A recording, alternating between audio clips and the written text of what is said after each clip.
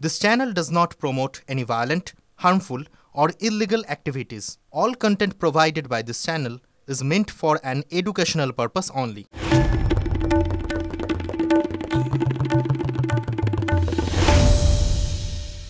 অনেকদিন থেকেই আমার একটা পাহাড় কেনার শখ।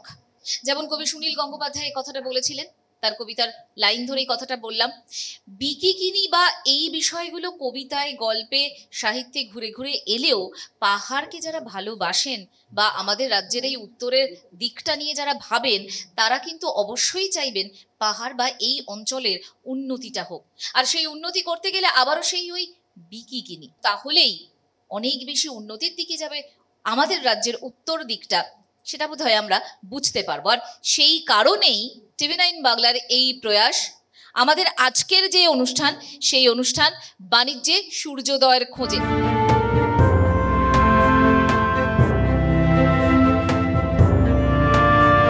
বাদিক থেকে শুরু করি, তাহলে ভাস্কর রায় আমাদের সঙ্গে রয়েছেন, টেকনো ইন্ডিয়া গ্রুপের ভাইস প্রেসিডেন্ট। এবং শুধুমাত্র তাই নয়, মানে যদি এডুকেশন সেক্টরের কথা বলি, তাহলে এই যে ইনস্টিটিউশন, সেটা একটা দিকপাল আমরা বলতে পারি। এবং শুধুমাত্র এক্ষেত্রে নয়, আরও অনেকগুলো দিক নিয়ে এরা ভাবনা চিন্তা করছে। কোন দিকগুলো, সেগুলো আমরা আলোচনার মাধ্যমে জানার বা বোঝার চেষ্টা করব। এবং তারপর আমার সঙ্গে রয়েছেন mister J C. Pandey. Mister Pandey এই মুহূর্তে দাঁড়িয়ে নর্থ বেঙ্গলে গুডরেকের হেড করছেন। এবং শুধু তাই নয়, তাকে কিংবদন্তি বললেও হয়তো কম বলা হবে চা শিল্পের ক্ষেত্রে। আমরা জানি যে এক্ষেত্রে এই উত্তরের দিকে যেহেতু টি, টিম্বার আর ট্যুরিজম, এই তিনটে টি নিয়েই সব থেকে বেশি আলোচনা হয়, তাই সেক্ষেত্রে আলোচনা করার সময় মিস্টার পান্ডের কথাটা না বললেই নয়। আর তারপর আমার ডান দিকে যিনি রয়েছেন, মিস্টার দিলীপ আগরওয়াল, এবং তিনিও এই মুহূর্তে ওনার এন্টারপ্রেনার নিউ চামটা আর সৌরিনীর, এবং অবশ্যই চা বাগান সম্পর্কে বা চা শিল্প সম্পর্কে দীর্ঘদিনের একটা অভিজ্ঞতা রয়েছে। তার থেকেও আমরা এই সমস্যাগুলোর সমাধানের পথ খুঁজে নেওয়ার অবশ্যই চেষ্টা করব। যদি পাহাড়ের উন্নতি করতে হয়, যদি ব্যবসার কথা ভাবতে হয়, তাহলে কর্মসংস্থানও তো একটা পার্ট। এ নিয়ে আপনার কি বক্তব্য? একদমই ঠিক বলেছো যে প্রথাগতভাবে উত্তরবঙ্গ বললেই আমাদের মনে আসে টি, টিম্বার, ট্যুরিজম। আমি এর সঙ্গে আরও 2-3টে জিনিস জয়েন করব বা অ্যাড করব। এক নম্বর হচ্ছে যে উত্তরবঙ্গ কিন্তু এখন আমাদের একটা বিশাল বড়ভাবে স্কুল হাব ক্রিয়েট হয়েছে, যেটা পাহাড় থেকে শিলিগুড়ি কেন্দ্রিক হয়ে গেছে।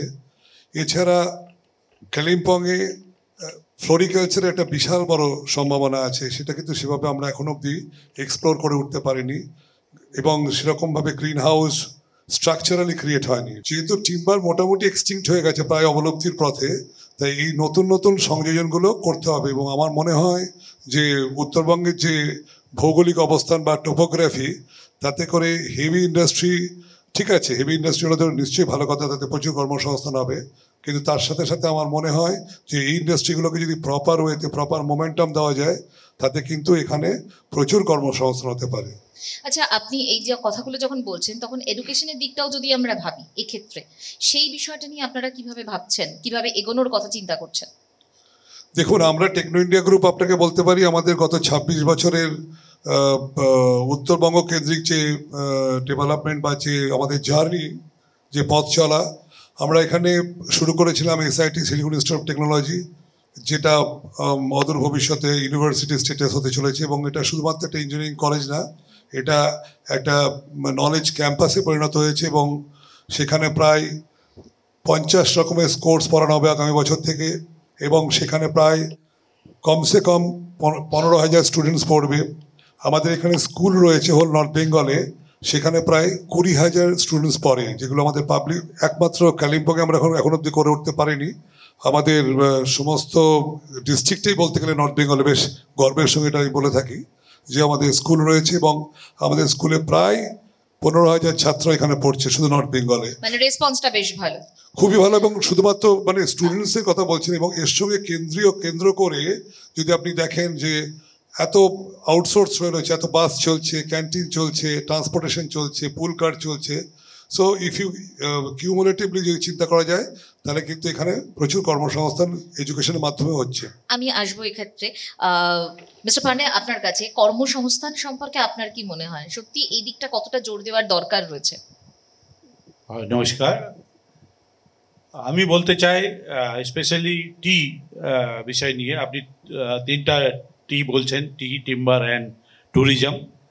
এখন আমি তো বলছি টিম্বার প্রায় লুপ্ত প্রায় হয়ে গেছে, and why not, we have to protect the environment. কিন্তু টি অ্যান্ড ট্যুরিজম এটাকে রিপ্লেস করা যাবে না, ওর সঙ্গে সঙ্গে ওর স্ট্যাগনেশনও দেখতে হবে কি উই ডোন্ট ডু ওভারডু ইট। কিন্তু আমার অরিজিনাল যে শিল্প আছে নর্থ বেঙ্গলে ওটা চা, অ্যান্ড চাই শুধু এক ইন্ডাস্ট্রি আছে যে এখানে এখন পর্যন্ত বাঁচা আছে, কিন্তু আমার ইন্ডাস্ট্রি অনেক চ্যালেঞ্জ ফেস করছে।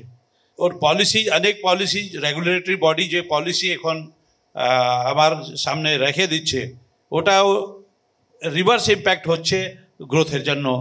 এখানে আমার চার একটু এক্সপোর্ট ঘটে গেছে, ডোমেস্টিক কনজামশন বাড়ছে না, পপুলেশন বাড়ছে কিন্তু ডোমেস্টিক কনজামশন বাড়ছে না। সঙ্গে সঙ্গে প্রোডাকশন বেড়ে গেছে from the small grower sectors. Quality of tea is a big question mark. ওর জন্য উদ্যোগ চাপে আছে। আমরা আশা করছি কি উই উইল ওভারকাম দিস, আর উদ্যোগকে আমরা আগে নিয়ে যাব। মিস্টার আগরওয়াল, আপনি কি ভাবছেন?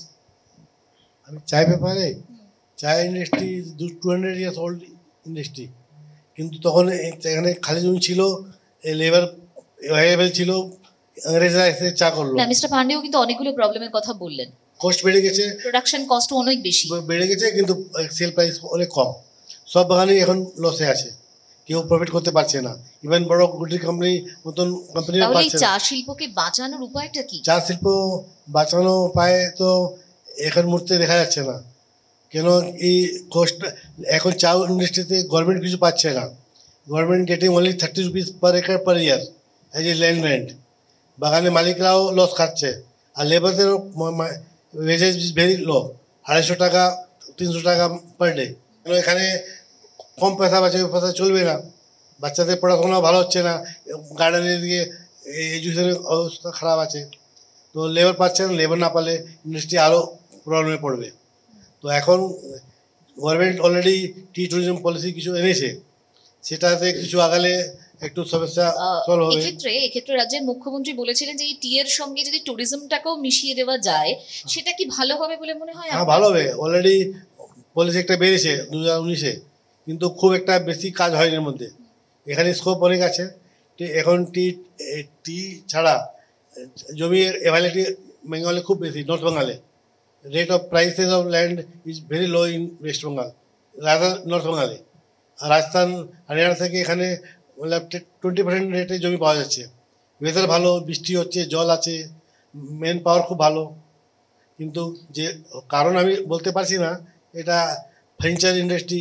এখানে লোক গিয়ে রাজস্থানে ফ্যাক্টরি খুলছে, ফার্নিচার বানাচ্ছে, কাঠ এখান থেকে যাচ্ছে, কিন্তু ওখানে গিয়ে বানাচ্ছে। এখানে লেবার, কাঠের মিস্ত্রিরা খুব ভালো কাজ করে, ওদের যদি অর্গানাইজ করা যায় তো এদিকে খুব ভালো এমপ্লয়মেন্ট হবে। আপনারা কি এ নিয়ে কিছু ভাবনা চিন্তা করছেন? আমরা তো টি ট্যুরিজম একটা দুটা করেছি, আরও 2-1টা পাইপলাইনে আছে।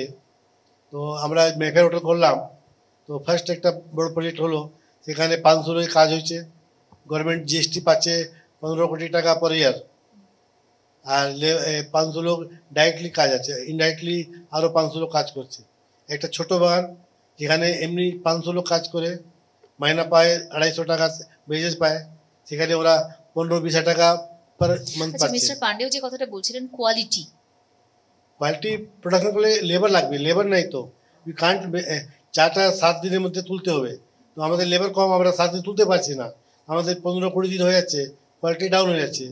আবহাওয়া মনোরম রয়েছে, সম্পদ রয়েছে, সবকিছুই রয়েছে, কিন্তু তার মধ্যেও কোথাও যেন একটা সূক্ষ্ম সমস্যা থেকে যাচ্ছে, যার জন্য হয়তো এই বাণিজ্যে সূর্যোদয়ের আলাদা করে খোঁজ করতে হচ্ছে।